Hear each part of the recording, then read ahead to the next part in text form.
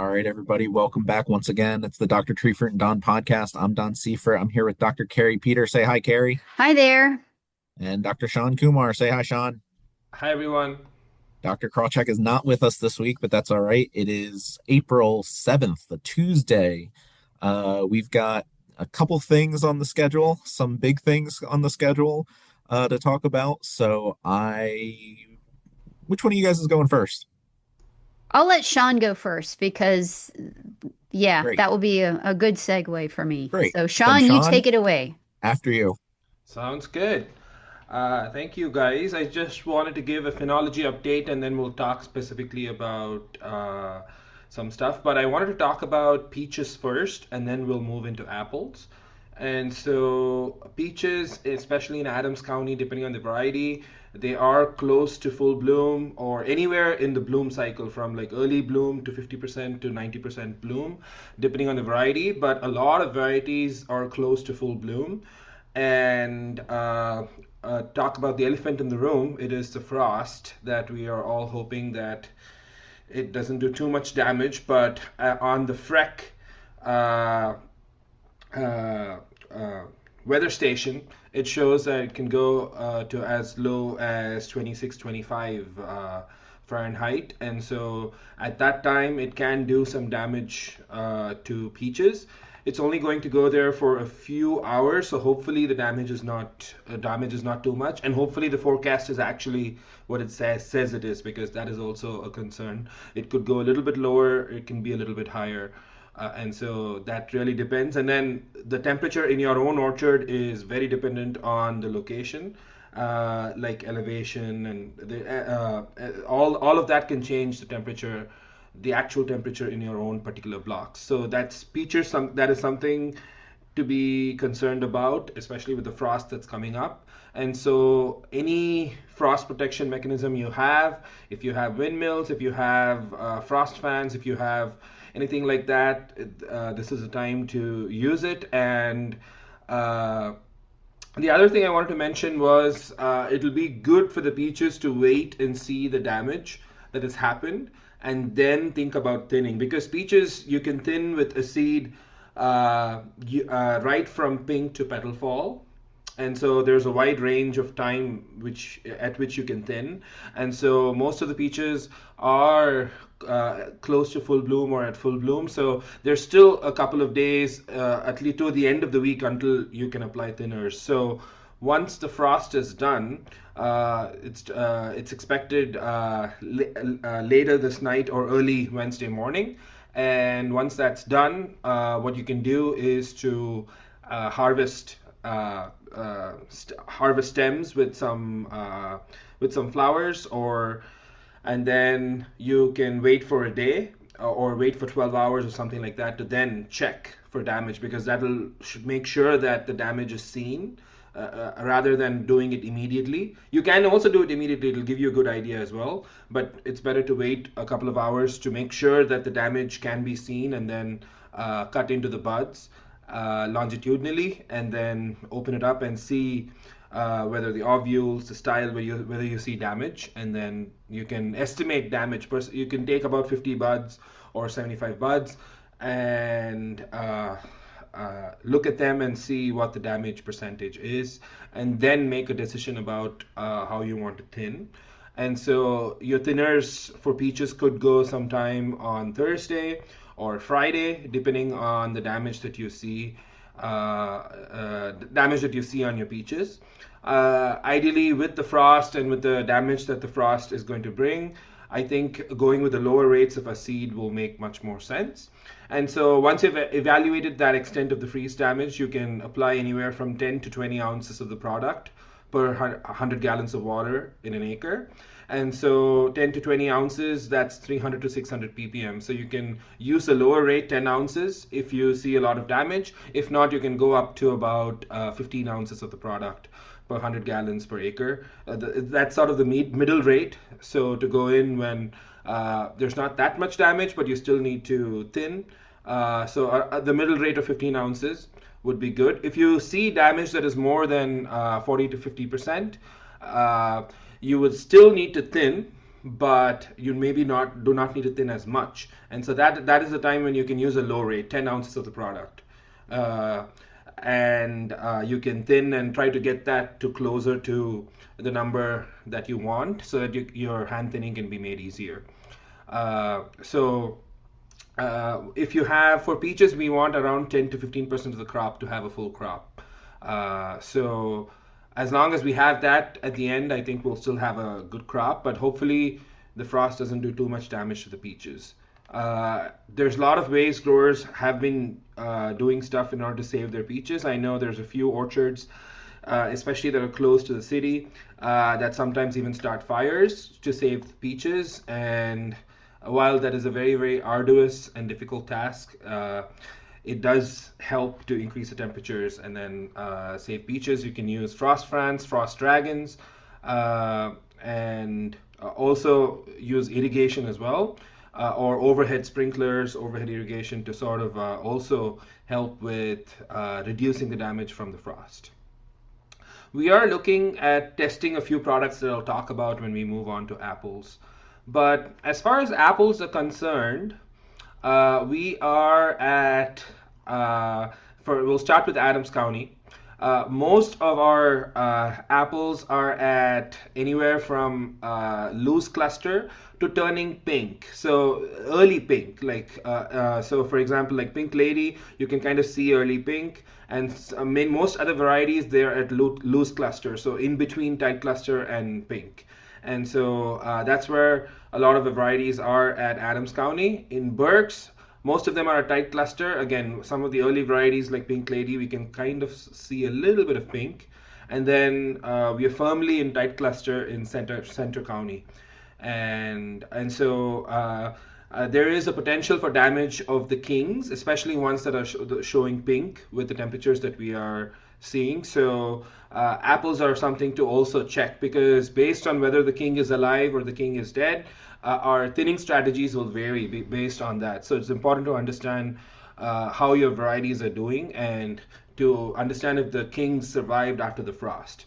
And so similarly for peaches, I think with apples, you can check them by cutting longitudinally into the bud, the flower bud, and then check if you have damage to the reproductive parts. And that's easily seeable. You'll see a brown or black sort of ovule style or pistil or those damaged reproductive parts. And so I think that it'll be easy to tell. And again, you can't just do a few and then decide, because it's highly variable depending on the location on the tree, and also whether it's a spur or a terminal, because the terminals are usually a little bit more exposed. And so it's important to try to get around 50 to 100 buds and then do an estimation for you to get a clear idea of how much damage you've seen.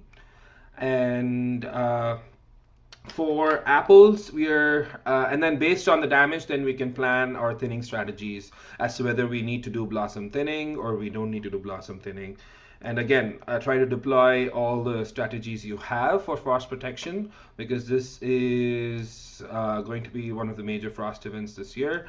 And we forecasted to go as low as 25 in Adams County. I know in Bedford, in the New Paris weather station, it shows it can go as low as 22 Fahrenheit. In Center County as well, our forecast shows it can go as low as 22 Fahrenheit. And in different locations, based on your elevation, based on your orchard location, the temperatures could vary. But those are temperatures that can cause damage. So it's important to make sure you understand how much damage has been caused, and that can easily be done immediately after, so you don't have to wait till bloom.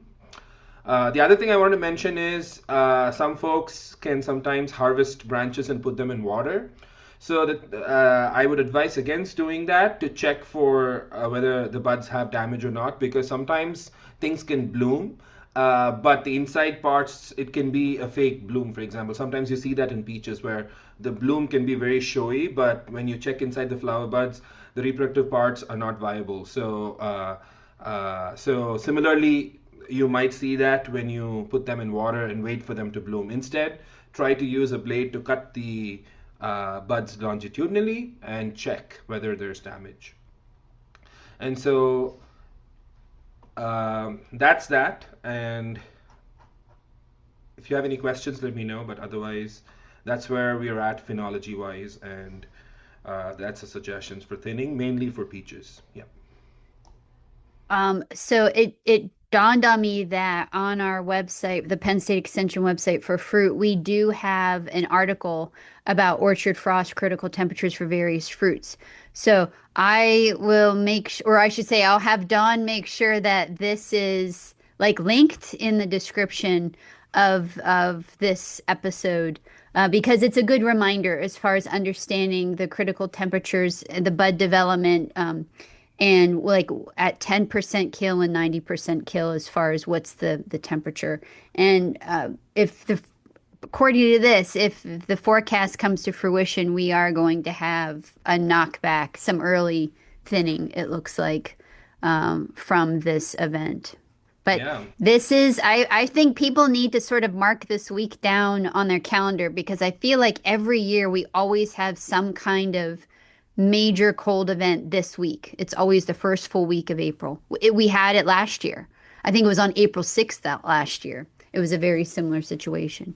Yeah, and So, Carrie, I just want to mention that we have an article coming out in about an hour or two that also has that information oh, about perfect. the bud Yeah, that's right. stages and the frost. And so hopefully you can check that as well if you need to. There'll be a Penn State alert, or I forget what, Fruit Times alert or something like that. Oh, Yep. perfect. Cool. Sounds good. Thanks, Sean. And yeah, Thank that you. will definitely be linked. And ideally, folks are getting our emails, probably with a bunch of other emails, but at least that email. Carrie, All I'll right. let Well, you go. speaking of alerts, you will be getting hopefully a disease alert either today or tomorrow. I don't know if it will be in time to have both of these articles together in the same email. We shall see what happens.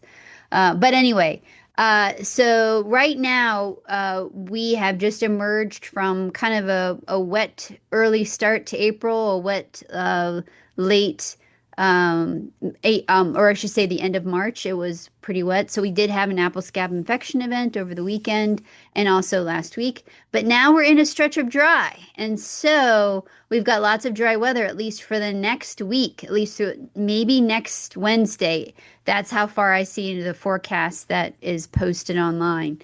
That dry weather may extend even further. So this does not mean we can take a step back and relax and thinking, we don't have anything to worry about. Remember, in the winter, we talked a lot about powdery mildew. We are in the happy zone for powdery mildew disease development. And we are at the right stage in many of the areas of bud development of when control starts. So for apples, that is at tight cluster. And I know there a lot of the listening area is at tight cluster. We definitely are in tight cluster, probably early pink down here in Adams County. And then for peaches, it's going to be at petal fall. And we may be at petal fall by the end of the week for some varieties.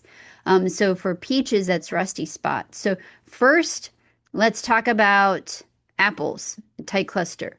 So even in light of this weather event that's coming up this evening or early tomorrow morning with the frost freeze, powdery mildew is still going to be a concern because we're going to have temperatures. It's not going to suppress the disease. It's just maybe we'll delay it a little bit. But the spores are active and trees need to be protected because for apples, it is those shoot tips, it is those initial plant tissue that's emerging from the buds. That is going to be where primary infection is going to occur. Flowers can be aborted as a result of primary powdery mildew infection. So it's important to take this infection event, which is going to be multiple days, seriously. So we've talked ad nauseum about powdery mildew at Hershey and during the winter meetings. So everyone should be primed for this major event. But as a reminder, let's talk about management for apples. So I still encourage, even though this isn't a major scab infection period, still be tank mixing with a mancozeb, a rainfast mancozeb, because you never know. It's going to be hot later in the week, early next week, and so that may spur some thunderstorms, which It won't take very many wetness hours to trigger another scab infection event. So rainfast mancozeb, 3 pounds to the acre, and then tank mix it with a product that is strong for powdery mildew. What could that be? It could be sulfur, and I recommend micronized sulfur, some micronized sulfur.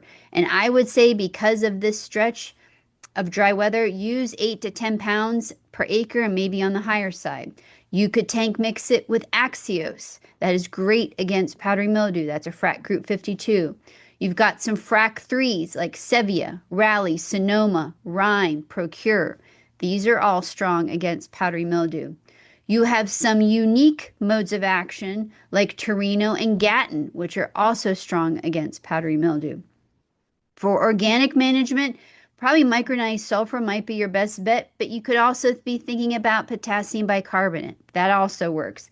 Also, EcoSwing works against powdery mildew as well, but not against scab. But since we are in, you could probably get away with, or for organic control, just by focusing on powdery mildew. So for folks that may not be at the tight cluster phase, you can still be conservative during this time period. Still be thinking about scab, but you could just,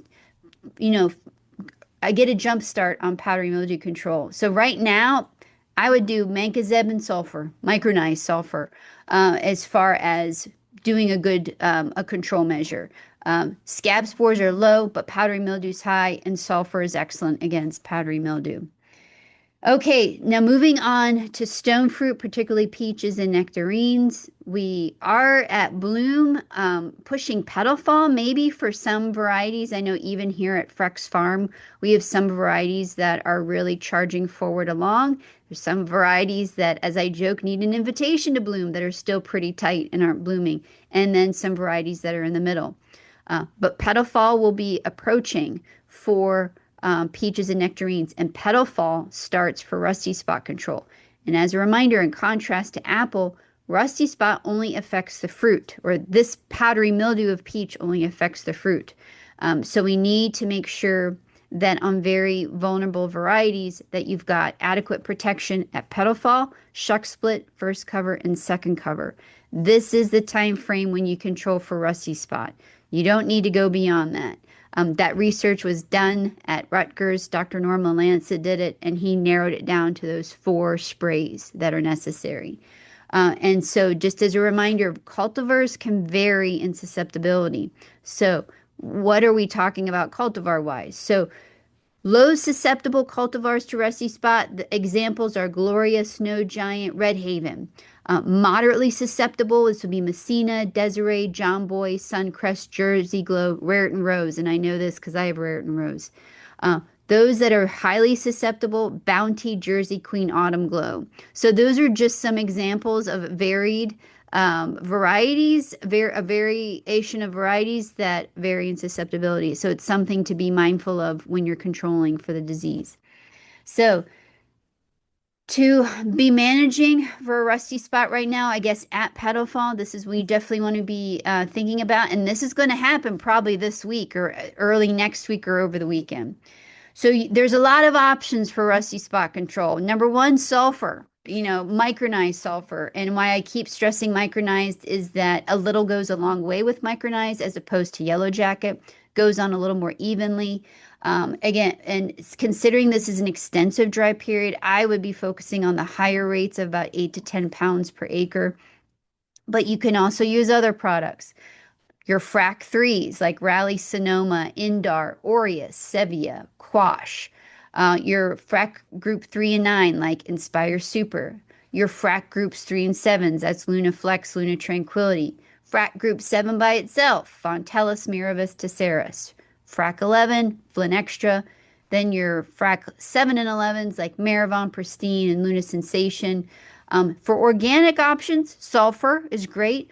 I've tested Pro Blood Verde, which works pretty well. And you can also use potassium bicarbonate, which is also effective against powdery mildew in peaches. As far as other organic options, I'm in the process of testing those this year, and hopefully I'll have more data to share next year. Even though we are at bloom in some areas for peaches, we also think about brown rot. Uh, you can be conservative with brown rot blossom blight control right now because no rains in the forecast, especially of extensive rains, but be on alert because, again, we're expected to have some pretty high temperatures over the weekend, early next week. This is going to move trees along, and we may have a pop-up thunderstorm that would give us enough wetness hours to make brown rot happy. And so in this case, again, focusing on powdery mildew, rusty spot control at petal fall, but blossom blight, you could again be conservative because the conditions really are not um, optimal. But again, there's still a risk. So you've got iprodione products like Roverall Meteor. You can use this through petal fall. Topsin M works. Captan works. Sulfur works as well. Micronized sulfur. And so if you have a protracted bloom, which this may occur because next week it looks like after a string of 80-degree days, it drops back down into the 60s. So some folks may be in this weird zone where we may have a protracted bloom and we may have some wetness events during that time. Not sure. The forecast doesn't go beyond, I believe, next Wednesday. So you can rotate with other products, your frac 3s, 9, 7, and 11s, but just be mindful of what you use during bloom when it comes time to managing for brown rot during the pre-harvest period, and that's the 3 weeks leading up to harvest. And just as a reminder, as your iprodione, your Captan, and Topsin, these aren't very effective against rusty spot. So don't be thinking that you can kind of get a two bangs for your $1 as far as control. If you do want to do that, sulfur would be your best bet. Sulfur will control for brown rot and for rusty spot. So just be mindful of the products you're using and make sure that they are effective really against rusty spot right now. As far as the last thing I just want to mention, because of the bud stage we are at with apple and things, we've got a stretch of 80-degree days, which is probably going to move things to bloom very quickly, where I will talk about probably fire blight next week. But what can you do in the meantime, especially with the warm temperatures coming?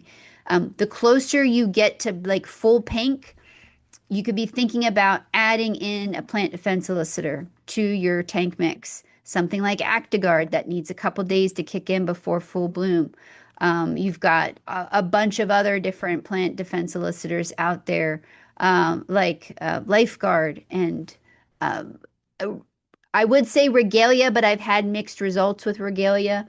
Um, and another product that I will mention because even though it's not registered as a pesticide, it is actually foliar fertilizer.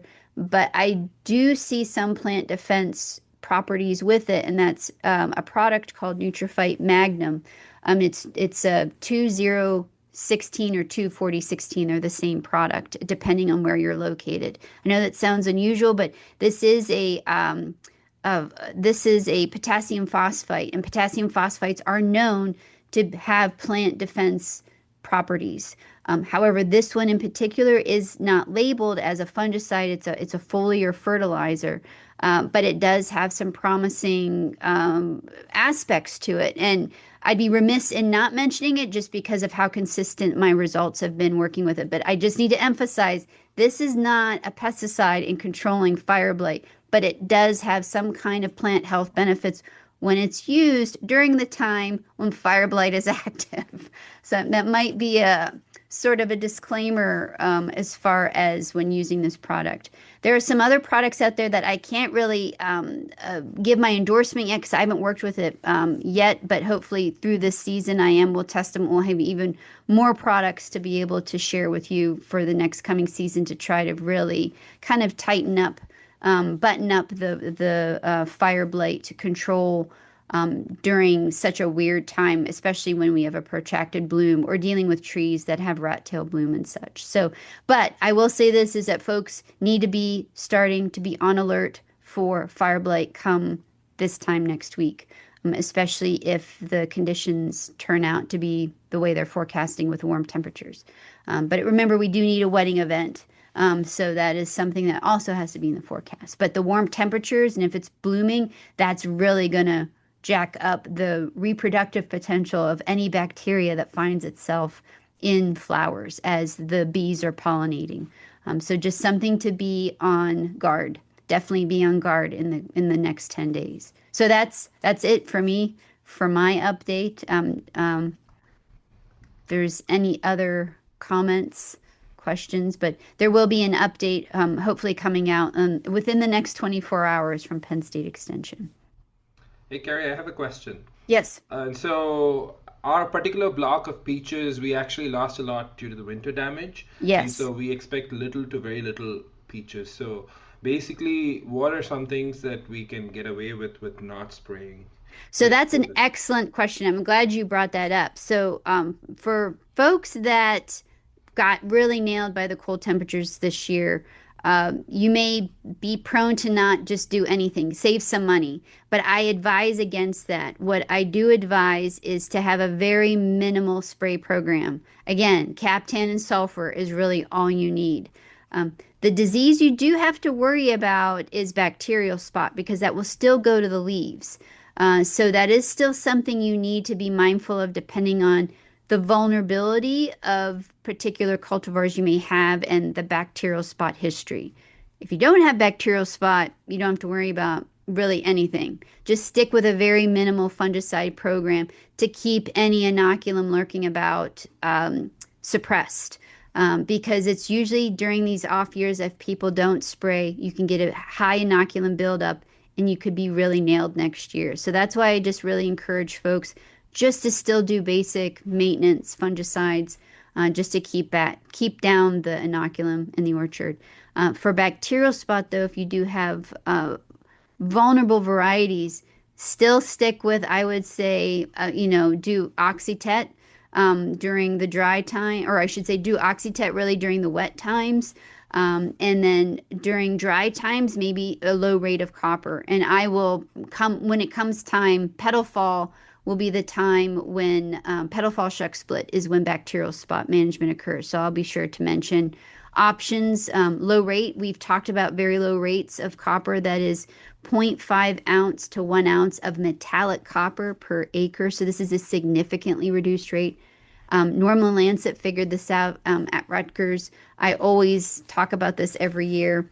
And this is you can use this safely. It will cause some phytotoxicity, but not enough to stress out the tree.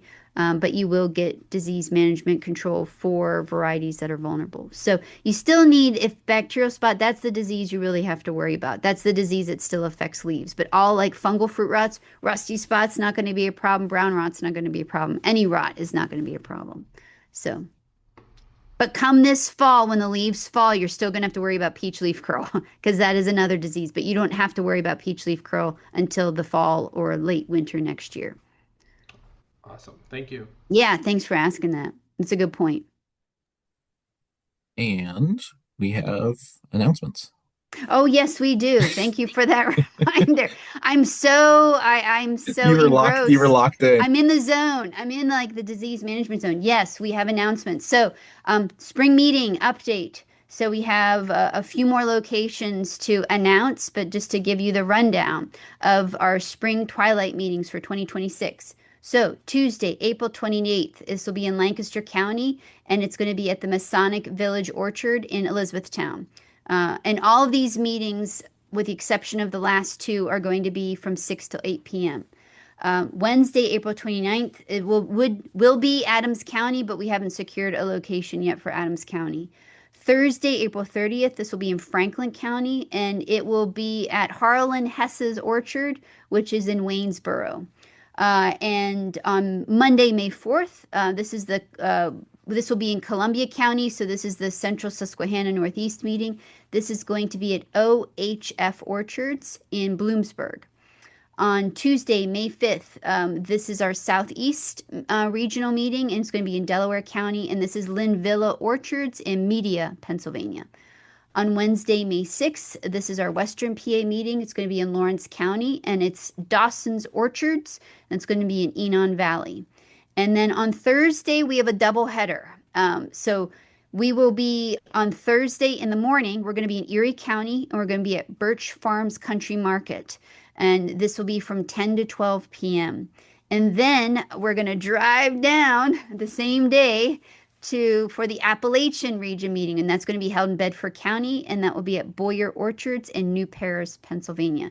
And this will be from 5:30 to 7:30, a little bit earlier, and this will help the specialists who've been on the road for 2 days get home before midnight. So that is the goal for that.